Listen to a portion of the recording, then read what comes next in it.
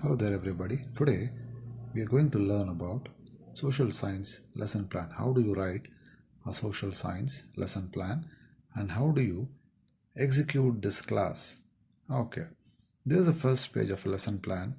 This lesson plan is accepted by almost all universities of India, especially the universities in Karnataka, Tamil Nadu and Andhra. You can have a check with your respective teacher educators. Okay, now the first page speaks about instructional objectives, wherein in social science we have knowledge, understanding, critical thinking and skill. Under knowledge, the pupils will recall who the people are called as apostles. They will also recognize the picture of Saint Peter's Church. Then, under understanding, they will describe what are the contributions of Christianity. Then, they will also explain about the sects in Christianity. Then comes the critical thinking part where the pupil will analyze how Christianity spread. Then they will also critically think or analyze differentiation between Catholics and Protestants. Then comes the last part under instructional objectives, which is called as skill. Here they will locate the places like Rome, Greece, Macedonia and Asia in the world map. On the right hand side you will see something called as teaching points. These are nothing but these are the points wherein you will be going to speak on that particular time or period. It is better if you make teaching points because it will help you out to recall what you have planned for the day. Okay, in this lesson, the first teaching point is the spread of Christianity. Second teaching point is all about contributions of Christianity. Third is all about sects in Christianity. This is the first page. I hope so I am clear. Let us go to the next page. Dear would-be teachers, this is something called as teaching aids. This is your next page wherein you will be carrying a minimum of 6 to 7 teaching aids for that particular lesson. Okay. In this lesson, what I have taken here is picture of 12 disciples, picture of church at Rome, chart of contributions of Christianity, picture of Martin Luther, and I'll also be taking the world map.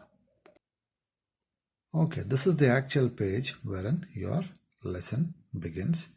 This is called as introduction part wherein you will be asking questions and continuously interacting with the students. As soon as you enter the class, you will greet the students and you will start making a statement saying that in the last class we have studied about the early life of Jesus Christ and his teachings. This will make sure the pupil is ready for the next part of the lesson. They'll say yes.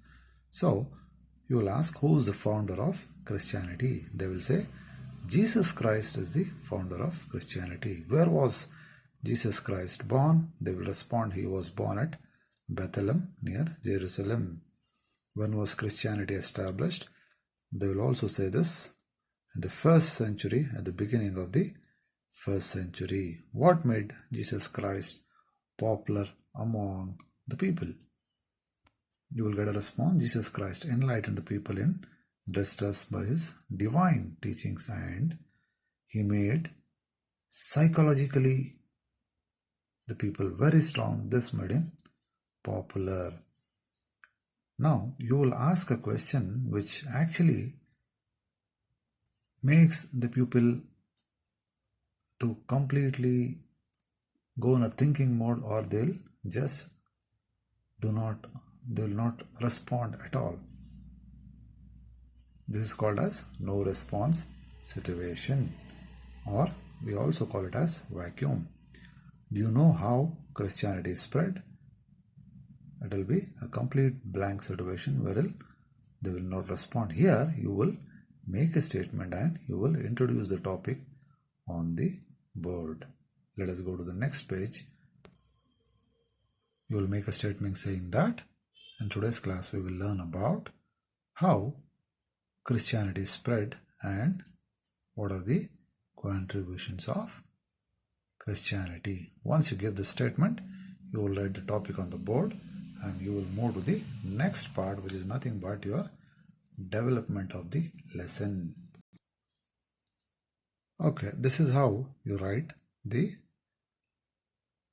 explanation part or the development part, which is nothing but after the introduction part. After you write down the topic on the board, you go with the explanation part. Here you can see in the development part, left hand side, the spread of Christianity, which is nothing but your first teaching point. Whatever outcomes, the learning outcomes are there, have written in the second column. Then you can see the learning experiences. Teacher will start explaining about the spread of Christianity. Then she will be asking a question. Who are apostles? They'll say, the pupils will say, the 12 disciples of Jesus Christ are called as apostles. Then you will display a chart or show the picture of 12 disciples. They will observe. Then you will move to the next part by asking question again. This is after the explanation part. Okay, once you explain this, you will have to simultaneously keep on asking the question. Who was the most important disciple of Jesus Christ? They'll say Saint Peter was the most important disciple among the all disciples. So you will also give some details about Peter, and then you will move to the next teaching point. This is how, see, each teaching point you will take at least 5 to 7 minutes of time. Simultaneously you will ask questions and then you will move to the next teaching point.